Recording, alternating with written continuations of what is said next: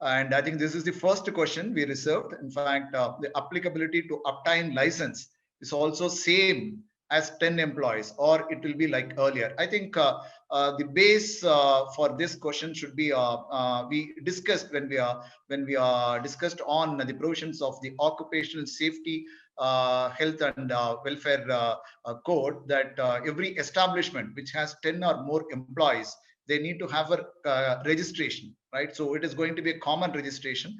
That is what we discussed. I think this question should be a fallout of that. I think license is separate, right? See, a factory requires a license, a contractor requires a license, an establishment which is into maybe the beer and cigar industry, it requires a separate license, right? So this is discussed.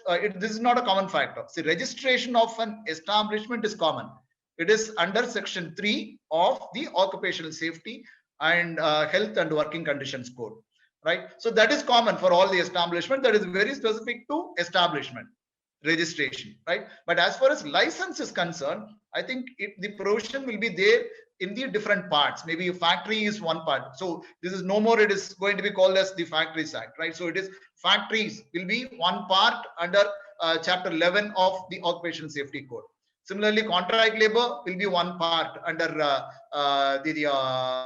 chapter 11 of occupational safety code. Similarly, interstate migrant workmen, it will be one part, right? So license is different. So if the applicability of that particular part is there, then the license is to be obtained. For example, again, contractor, we all know that if there are 50 or more workers, contract workers, then the contractor is supposed to take a license, right? So it is purely under it is mentioned under section 45 of the part contract labor under chapter 11 of the occupational safety. So the license is prescribed under section 47, right? So applicability is prescribed under section 45. So only for those contractors for whom that particular part is applicable, those contractors are supposed to take the license. So registration is different, license is different, it is not common. Similarly, if it is a factory, then I think the occupier is supposed to take a license, right? Then in case if it is a BD or cigar industry, then the employer of that industry is supposed to take a license. So whatever conditions given in those parts, we may have to look at that, right? So it is not going to be common. Taking license is not common like registration, which is to be done for an establishment, right? Registration is common, it will be common, but license is not common. It will change. Maybe we may have to look at the relevant provisions of the applicable part. I'll move on. The second question is, we are in the security service industry as contractor. Is it must to issue appointment orders to each security guard being appointed? Again, we saw that the employer has to issue appointment orders henceforth for each and every employee. I think this question is based on that particular provision which is introduced in the code. This is also under occupational safety only. So again, yes, I would say yes, even if you are into security service industry and even if you are acting as a contractor, it would be advisable if you issue the appointment order to the security, each and every security guard whom you are engaging, right? Again, the reason being, now I think if we go through, because the employer is supposed to give the appointment order, that is what is mentioned under section 6F of the occupational safety code.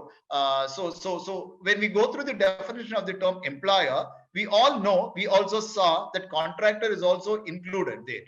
So definitely as an employer, the contractor also has to issue appointment orders to whoever is engaged by him, right? So that would be appropriate, that would be advisable. I would say again, maybe this is my personal view. A contractor, I would say, need not necessarily be an employer, right? Today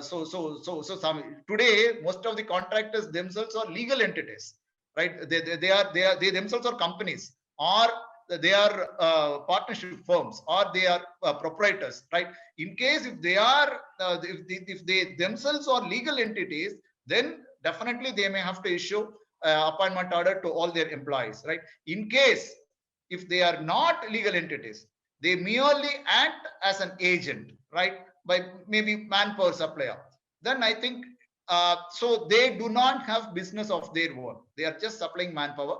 They do not have their business of their own. So in that situation, I think that particular contractor need not issue appointment order. But this is purely my personal opinion, because when we say again contractor could be an individual or it could be a legal entity. So I am just making a differentiation here. So if the contractor is an individual, if the contractor does not have a business of his own, then I think in that situation, the contractor need not issue appointment order.